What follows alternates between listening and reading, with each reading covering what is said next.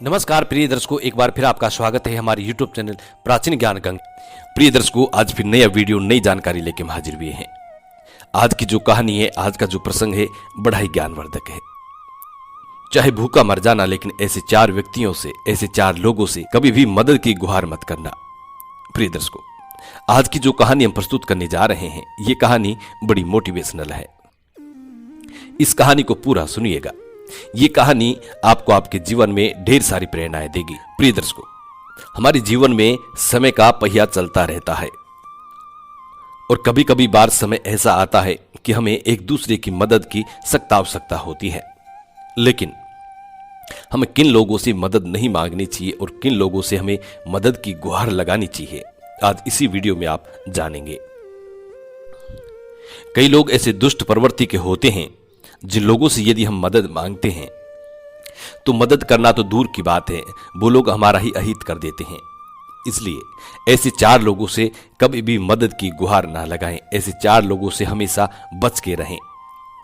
प्रिय दर्शकों, कहानी शुरू करने से पहले जो लोग हमसे नए जुड़े हैं वो हमारे चैनल को सब्सक्राइब करें, बेल आइकन ऑन करें, अच्छे अच्छे कमेंट किया करें ताकि हर आने वाली वीडियो का नोटिफिकेशन सबसे पहले आपको मिले और प्रिय दर्शकों आप उसका फायदा उठा सकें।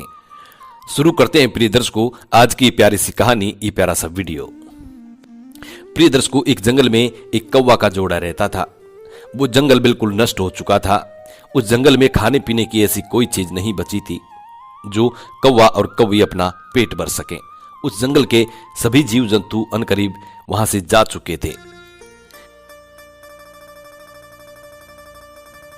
कुछ थोड़े बहुत जीव जंतु उस जंगल में बचे हुए।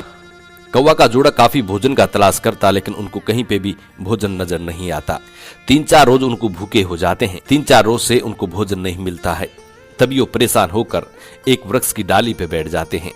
तभी एक शिकारी कुत्ता अपने मुख में रोटी दबाए हुए आता है।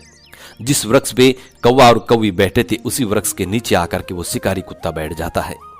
उधर कौवा और कौवी की उस पे नजर पड़ती है तो कौवी उस कुत्ते से कहती है कि भाई, हम 3 दिन से भूखे हैं, 3 दिन से हमने भोजन तक नहीं किया। यदि आप इस रोटी में से थोड़ा सा टुकड़ा हमें दे दें तो आपका बहुत भला होगा, हमारी भी भूख शांत हो जाएगी। तब शिकारी कुत्ता कौवा और कौवी को देखकर कहता है कि ठीक है, हम तुम्हें रोटी दे देंगे। वो कुत्ता बड़े प्यार से बात करता है और कहता है कि ठीक है, आप नीचे आ जाओ, हम तीनों मिल बांटकर इस रोटी को खाएंगे। प्रिय दर्शकों, कहते हैं ना कि बेईमान की 2 निशानी, नीची गर्दन मीठी बानी। ये दुष्ट लोगों की निशानी होती है, बेईमान लोगों की निशानी होती है।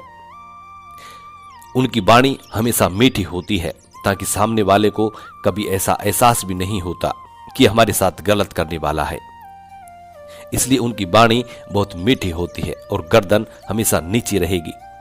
आपको यह एहसास भी नहीं होगा कि सामने वाला हमारे साथ कभी गलत भी कर सकता है। तो इसलिए कहावत बिल्कुल सही है कि बेईमान की 2 निशानी, नीची गर्दन मीठी बानी।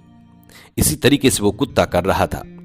वो कुत्ता बड़ी प्यार भरी बातें कौवा और कौवी से करता है और कहता है कि आ जाओ और तीनों मिल बांटकर हम इस रोटी को खाएंगे। तभी कौवा की पत्नी कौवी अपने पेड़ से उड़ना शुरू करती है। तभी कौवा उसको रोक लेता है और वो कहता है कि कहां जा रही हो। कौवी कहती है कि मैं कुत्ते के पास जा रही हूं रोटी खाने के लिए, भोजन करने के लिए। तभी कौवा उसको रोक लेता है और वो कहता है कि जरा गौर से देखो, ये शिकारी कुत्ता है, ये शिकारी है।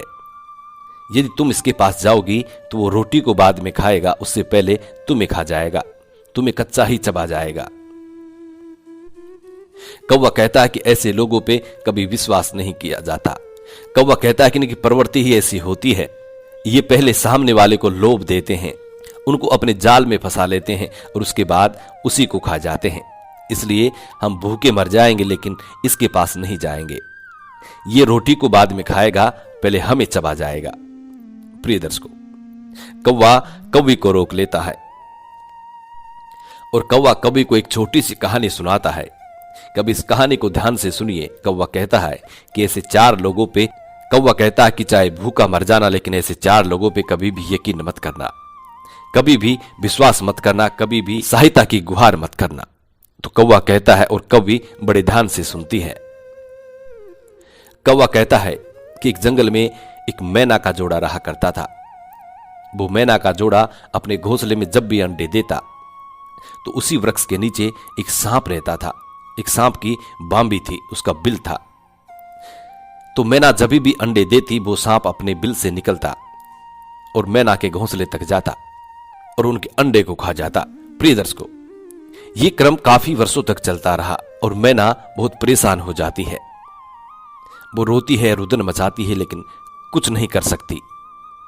उसके हाथ में, उसके बस में ऐसा नहीं था कि वो कुछ कर सके। वो जब भी अंडे देती तो सांप अपने बिल से निकलता और मैना के अंडे को जाके खा जाता। कभी कभी सांप को पता भी नहीं चलता और जब अंडे से बच्चे निकलते तो वो बच्चों को खा जाता।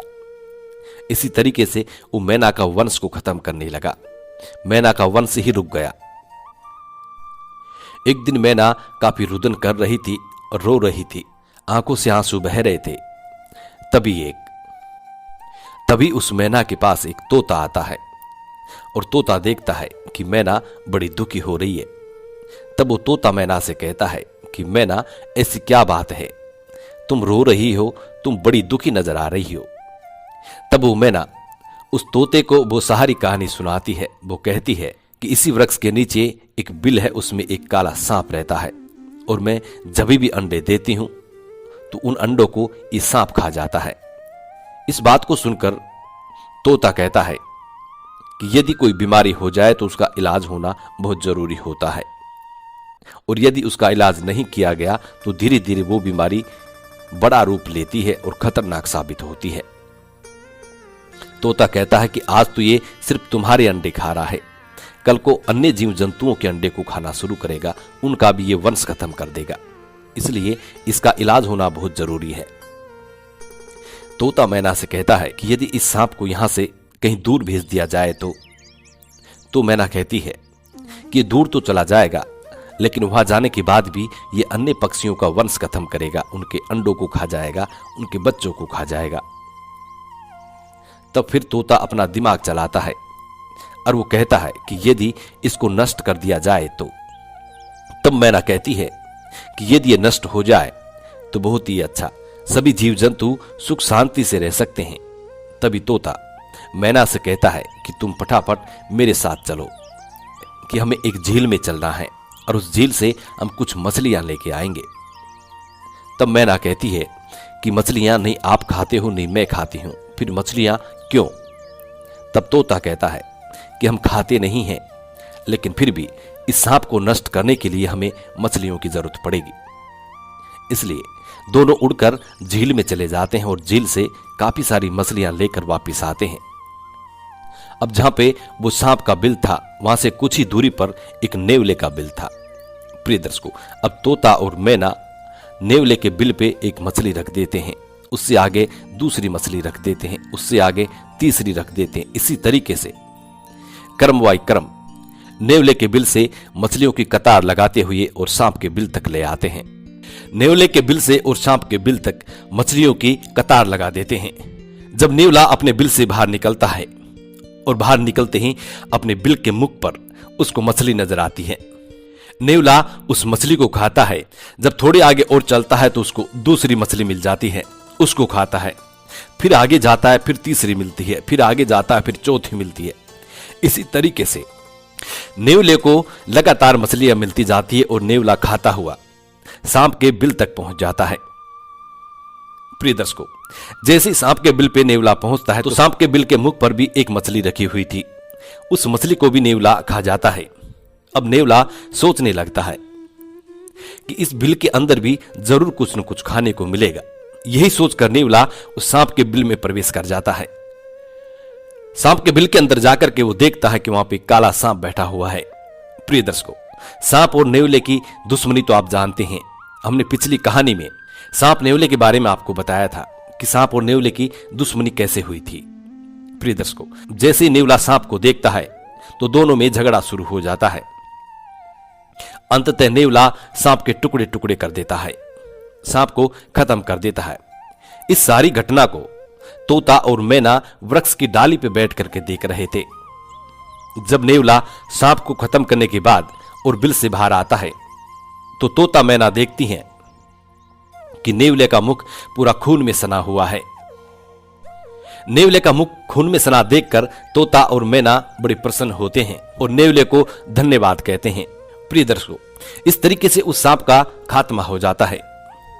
जब तोता मैना नेवले को धन्यवाद कहते हैं तो नेवला वृक्ष की तरफ देखता है तो देखता है कि तोता मैना बैठे हुए हैं।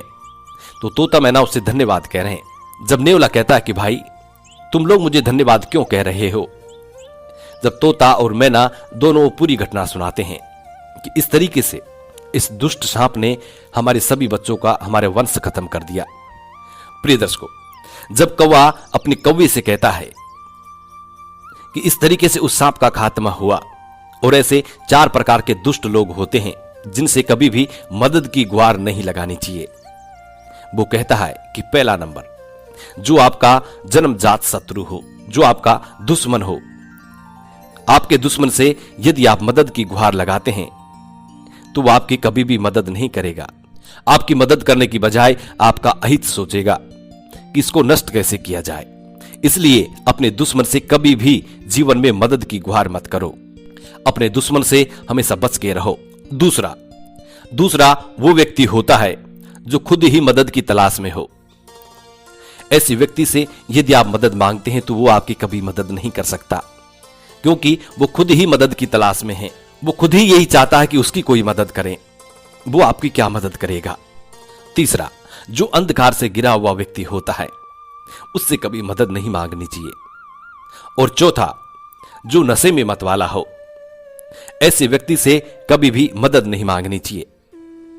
प्रिय दर्शकों, यदि आप नशे वाले लोगों से मदद मांगेंगे, एग्जाम्पल के तौर पे यदि आप किसी नशे वाले से लिफ्ट मांगते हैं और उसकी गाड़ी में आप बैठ जाते हैं तो हो सकता है उसकी गाड़ी आगे जाकर के एक्सीडेंट हो जाए, क्योंकि नशे में उसको ये सुध बुध नहीं रहती है कि वो गाड़ी कैसे चलाएगा।